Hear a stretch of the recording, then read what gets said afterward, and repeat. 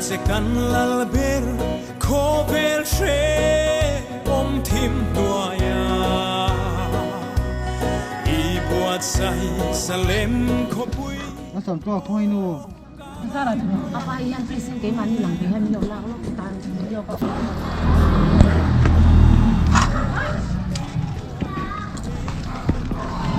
đi một phút thôi là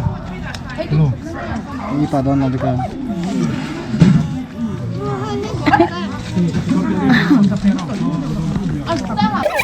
và những người đầm lai cha là ngay trên tàu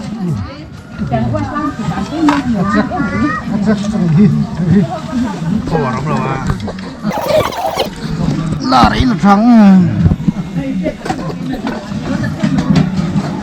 điện thèm biết làm bao rồi sốc cái luôn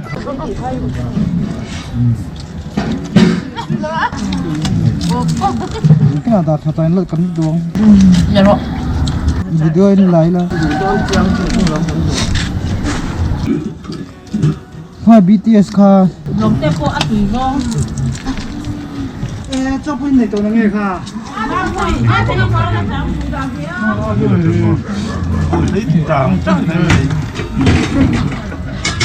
sửa lại hình xung vào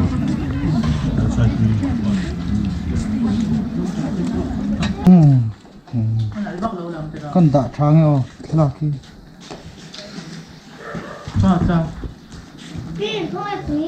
mẹ cho hai thằng con ôi apu cho nó còn mấy rồi đi đâyมันแล้วมีเปลี่ยนโอ้ยแล้วลงไปบอกเขามาแล้วละร้อน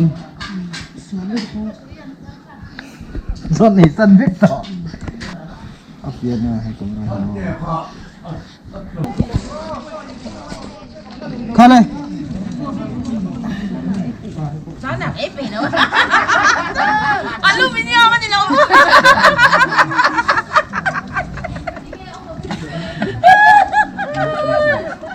cái này sẽ ra nói về đầu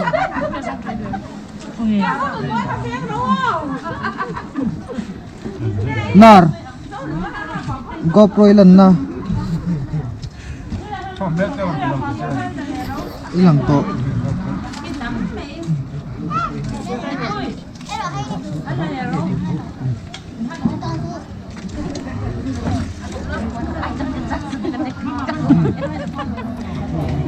ôi khi tổng là tệ khi